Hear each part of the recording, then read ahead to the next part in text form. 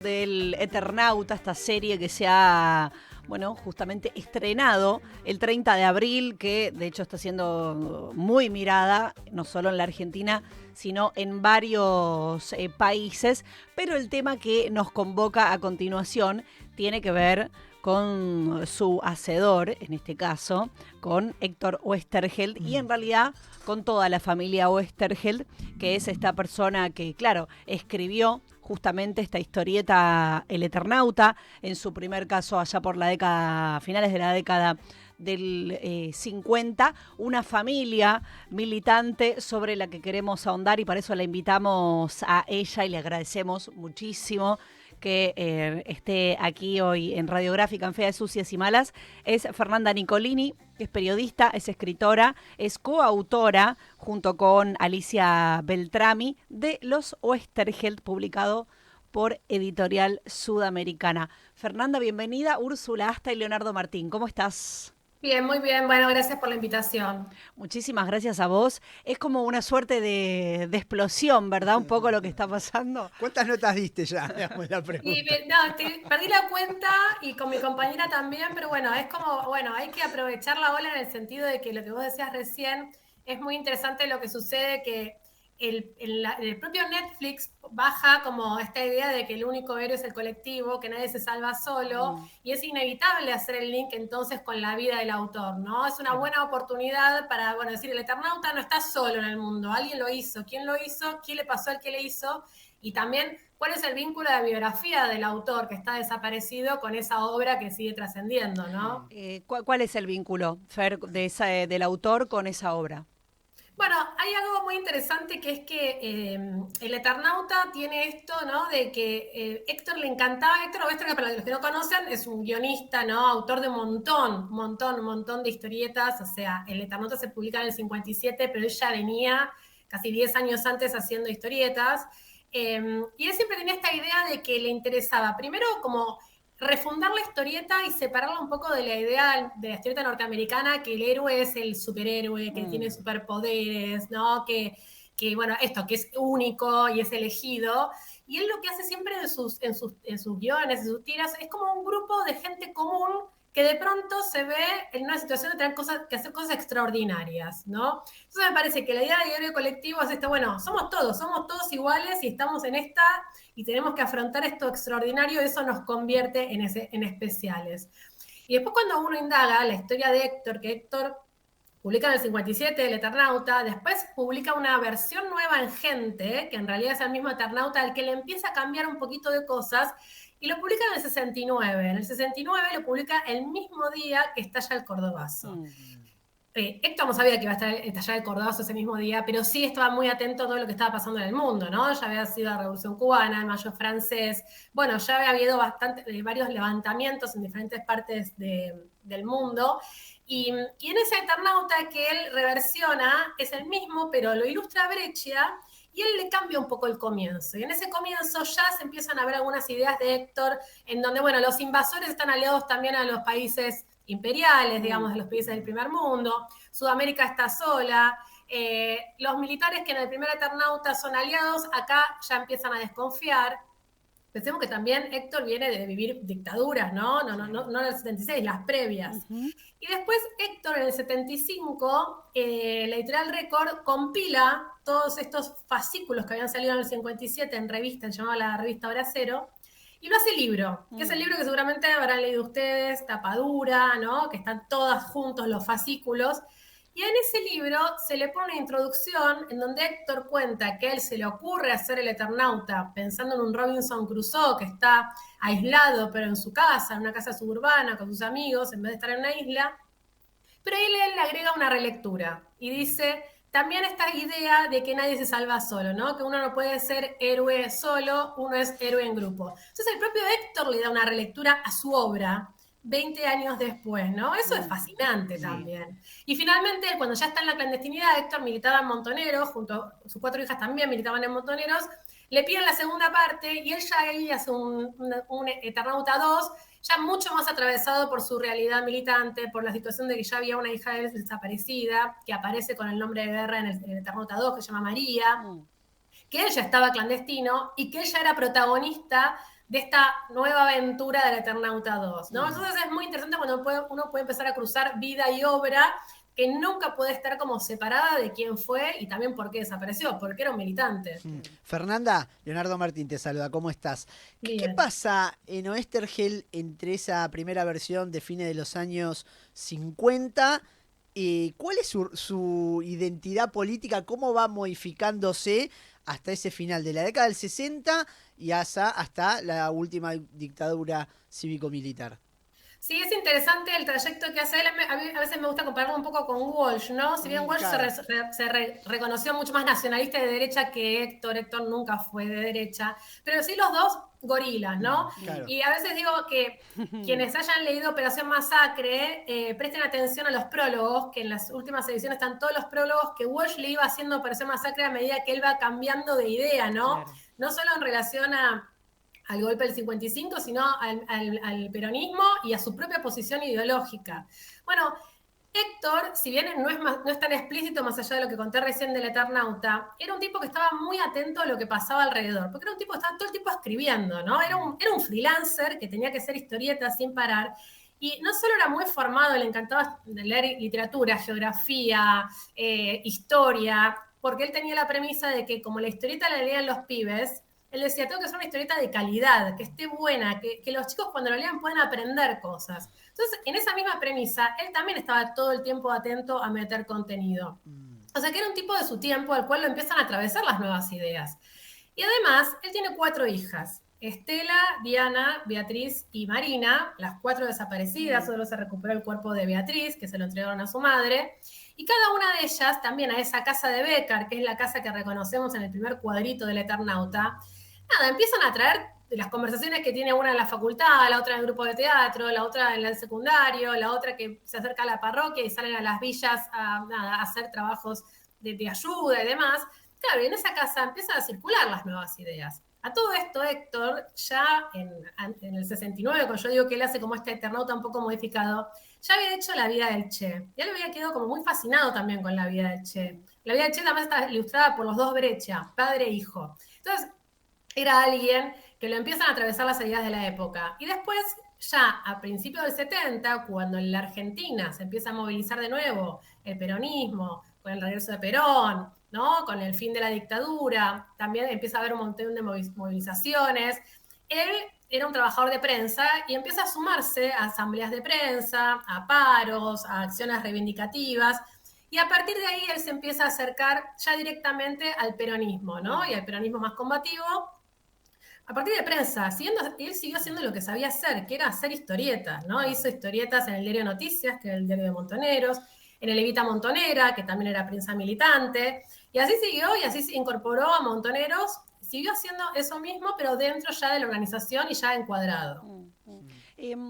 Sobre esta familia militante, sobre esta familia, su historia y vinculada con la política, como otras familias argentinas, hay que decirlo, y muy atravesadas, obviamente, bueno, además de por su militancia, también por la dictadura cívico-militar. ¿Qué podés decirnos? Había una imagen muy fuerte esta semana que eran en las carteleras de justamente del estreno de la serie, había sido intervenida con, bueno, las cuatro Oesterheld y Héctor Oesterheld, justamente un poco reivindicando esta historia atrás, que me pareció algo a la vez es bien trágico, pero era muy lindo en el sentido de lo que traía.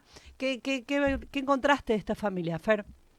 Sí, bueno, esa intervención es una intervención de hijos, ¿no? Que estuvo, la verdad que estuvo muy bien pensada porque me parece que durante mucho tiempo siempre se borró esa parte de Héctor y de su familia. En ese sentido, cuando nosotros nos acercamos a investigar para el libro, que lo empezamos en 2011, este libro lo publicamos en 2016, teníamos una foto que es la foto de la tapa, ¿no? Como de una familia idílica, 4 nenas hermosas, ¿no? Elsa, nada, una ama de casa hermosísima, Héctor, medio el escritor loco. Y teníamos varias fotos familiares así como súper idílicas, y después la tragedia, ¿no? La desaparición. Y en el medio, este famoso algo habrán hecho, lo quisimos dar vuelta. Bueno, sí, fueron militantes, fueron atravesados por la militancia. Y tenemos un testimonio en el libro que para mí es como muy revelador, Héctor, cuando pasa la clandestinidad, ¿no? Montoneros pasa la clandestinidad en el 74, él se va de su casa, ella estaba separado de Elsa, se va con una de sus hijas y nada, se esconde, ¿no? Está clandestino en una casa en Devoto. Cerca de la estación de Devoto. Y ahí vivía con una familia, colaboradores de Montoneros, no militantes y colaboradores. Y a la noche, bueno, ya al final todo el mundo lo reconocía, porque además él seguía laburando, grababa, ¿no? Estaba en el jardín y grababa guiones, y después se los mandaba por correo o los dejaba en algún lado para que los ilustradores los agarraran y los pudieran ilustrar. Y en las noches estaba charlando y en un momento una de ellas, que es sobreviviente, nos contó este testimonio y dice, pero viejo, ¿vos por qué empezaste a militar? Y él dice, yo a veces creo que empecé a militar por mis hijas, que mis hijas empezaron a militar y yo las quise acompañar, pero también muchas veces me pregunto si con todo lo que yo ya había escrito, con todo lo que se leía en casa, con todo lo que se charlaba en casa, no fui preparando ese terreno para que ellas tuvieran una opción por la militancia, ¿no? Entonces esta idea de que también familiarmente ya era como, nada, había una idea en donde en la misma familia, incluso la propia Elsa, siempre se pensaba que había que hacer algo por el otro, ¿no? Era como una familia muy humanista en ese sentido, que de pronto, bueno, lo atravesó la historia, los atravesó el peronismo, la militancia, e hicieron como una opción. Es Fernanda Nicolini a quien estamos escuchando. No, te escuchaba recién, Fernanda, y se me viene a la cabeza cuántos de los hijos de familias, a lo mejor que fueron gorilas, con el gobierno, con Perón en los 60, 70, un poco se rebelaron contra eso, y en este caso esa ida y vuelta con las hijas y con el padre, ¿no? También, es muy particular.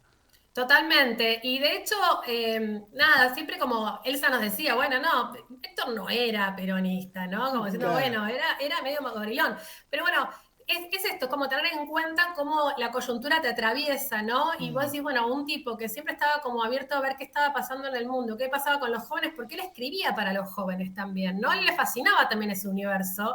Yo decía, en una generación en donde en general, como decís vos, bueno, los padres veían con sospecha lo que hacían sus hijos, ¿no? O sea, hubo una generación como muy cortada de hijos que se rebelan contra padres que venían también de tradiciones muy autoritarias, ¿no? Claro. Pensemos que también que las hijas de Héctor, como le pasó a toda esa generación, nunca habían vivido en democracia tampoco, ¿no? Y siempre con un peronismo proscripto. Eso también es como parte de la historia que los atraviesa. Y pero sumando a esto que decías vos de los cambios, ¿no? Yo pensaba también en Elsa, que Elsa quedó por fuera de la militancia, Elsa, la madre de las chicas, ¿no? Y la mujer de Héctor, y siempre estuvo en contra de que militaran, porque bueno, ella también pensaba como madre, ¿no? Como, digo, ella en algún punto como que anticipó la tragedia. Ella siempre nos decía, yo sabía que iba a salir mal, ¿no? Pero aún así, a lo largo de los años ella militó en Abuelas, ella siguió dando entrevistas, seguía enojada con Héctor, pero después, en un punto, creo que también el propio, decía, bueno, con el kirchnerismo, ¿no? Con la reivindicación de la militancia, con el fortalecimiento de nuevo de las políticas de memoria, verdad y justicia, ella como que pudo en un punto incorporar la idea de que sus hijas habían militado por un mundo mejor, ¿no? Y sintió que se estaba reivindicando también lo que habían hecho sus hijas. Eso fue muy importante para ella. Yo creo que eso le dio un poco de paz, al punto de que ella en los últimos años llamaba a la juventud a tomar como ejemplo esos jóvenes que habían querido hacer algo por los demás, ¿no? Yo decía, bueno, ese arco de alguien que pudo haber vivido amargada toda su vida por el dolor que tuvo a atravesar. Perdió 4 hijas y tuvo que criar sola a un nieto, Martín, que es el hijo de Estela y el Vasco. Estela era la más grande de los Oestergel. Estamos en diálogo con Fernanda Nicolini, que escribió junto a Alicia Beltrami Los Oestergel, que está publicado por Editorial Sudamericana. Y me quiero ir a esa parte porque hablabas de Elsa, de cuando ustedes hablaron con ella, cuando la pudieron entrevistar, y este trabajo que comenzó en 2011, Fer, que me parece que es interesante para reponer también en un tiempo histórico de la Argentina, al que ustedes deciden, no sé cómo ustedes llegan a eso, pero si lo querés contar estaría bueno, cómo llegan a, bueno, vamos a escribir sobre esta familia, vamos a escribir esta biografía, vamos a ir a buscar estos testimonios, también en un momento histórico de la Argentina, pleno proceso del kirchnerismo, donde había, de nuevo se reivindica la militancia política, el peronismo, después de años muy cruentos y del neoliberalismo muy profundo en la Argentina. ¿Qué pasa con eso, con el detrás de escena, con el laburo de ustedes? Sí, bueno, eso que decís es fundamental, ¿no? Porque a veces decimos, bueno, por ahí no se podría haber hecho hoy o no se podría haber hecho antes. Primero porque al tener que reconstruir una biografía familiar en donde están todos desaparecidos menos Elsa, la única voz que teníamos era la de ella, había que armar vidas a través de las voces de los demás, de testimonios de los demás. Esto nos llevó a entrevistar a más de 200 personas. Pero además eran testimonios que estaban muy fragmentados, son memorias muy fragmentadas. Primero porque la memoria de un militante muchas veces estaba lo que decimos tabicada, ¿no? No se sabían los nombres reales, había datos que tenías que olvidártelos por cuestión de seguridad. Y también porque está atravesado por mucho dolor. Pensemos que muchos militantes perdieron compañeros, parejas, bueno, nada, familiares, y eso también atraviesa las memorias. Pero en ese momento, como decís vos, con esta idea, ¿no?, de reivindicación de la militancia, reivindicación de los 70 desde el aspecto que, bueno, nada, había una idea política detrás, ¿no? Muchos empezaron a hablar y muchos dieron testimonio por primera vez. Incluso muchos de los que dieron testimonio terminaron dando testimonio judicial que ayudó a otras causas, ¿no? Entonces, bueno, qué importante el contexto histórico en el cual uno puede hacer estas entrevistas. Y además esta idea de que en un punto nos gusta pensar también como este libro como un libro colectivo, que está formado por muchísimas voces, que eso hace que las memorias también empiecen a armar como un rompecabezas, que es como sería reparar lo que la dictadura quiso destrozar. O sea, la dictadura quiso destrozar redes, ¿no? Historias, memorias, vidas. Bueno, cómo a través de estos testimonios que empezás a juntar podés restaurar, aunque sea un poquito eso, ¿no? Y nada, y reivindicar estas vidas. Y otra cosa que nos resultaba muy interesante como backstage del libro es que también era una oportunidad para contar la diversidad de la militancia y también mucho de la militancia de base, ¿no? Por ejemplo, contamos mucho sobre la militancia en las villas de Zona Norte, el Uruguay, la Cava, la Sauce, que eso no estaba muy narrado. Incluso militantes que siguieron viviendo en la villa siempre, ¿no? Cuando se pasó la clandestinidad no se podía ir a ningún lado. Y nos dieron sus testimonios, ¿no? Y también poder, no sé, reconstruir la militancia en Tucumán, la militancia en el sector de prensa, la militancia más en zona sur, que era más industrial. Entonces también eso nos abrió como todo un panorama, no solo para contar a las Oestergel, sino para contar una época y una militancia a través de ellas, ¿no? Fernanda, ¿viste la serie? Primero te pregunto si ya eso. Sí. Y después te animás, digo, te preguntás vos misma, che, ¿qué hubiera pensado Oestergel de ver plasmada en una plataforma global su historieta y que además tenga este impacto que, bueno, le está yendo realmente muy bien? Yo creo que estaría fascinado, me lo repregunto. Primero me emociona mucho, la serie me encantó, me parece espectacular, me parece que está bien reinterpretada, actualizada. También por esto, de lo que contaba recién, Héctor, siempre que pudo como escribir o reescribir La Eternauta, lo fue ayornando también, lo fue haciendo intervenciones. A él le interesaba que siguiera siendo, ¿no?, actual, que siguiera interpelando al lector. Pero pensaba como que Héctor también era un poco fanfarrón, nos cuentan. Era un tipo que era medio callado, ¿no?, que le gustaba mucho escuchar, pero que después cuando hablaba de su obra, no sé qué, le gustaba mandarse la parte. De hecho, él tenía la fantasía de que fuera adaptado a formato audiovisual. Esto ya lo pensaba desde, no sé, en los 60. Claro. O sea que yo creo que estaría, pero encantadísimo, y además con la proyección mundial que tiene, nada, creo que es el sueño del pibe. Y además pensaba que muchas veces como que el fanático del lector es mucho más papista que el propio autor, ¿no? O sea, como esta idea, bueno, hay cosas que no se apegan, bueno, pero funciona y estamos todos hablando del Eternauta, ¿no? Y estamos todos hablando de esto del héroe colectivo, estamos hablando de quién era Oestergel. O sea, me parece que la verdad que es alucinante lo que generó la serie. Fernanda Nicolini es coautora de Los Oesterheld. Ella es periodista, es escritora, la escribió junto a Alicia Beltrami, publicada por Editorial Sudamericana. Entonces, Fer, te agradecemos muchísimo, recomendamos mucho tu libro y bueno, también ver la serie. Y te agradecemos enormemente, Fer.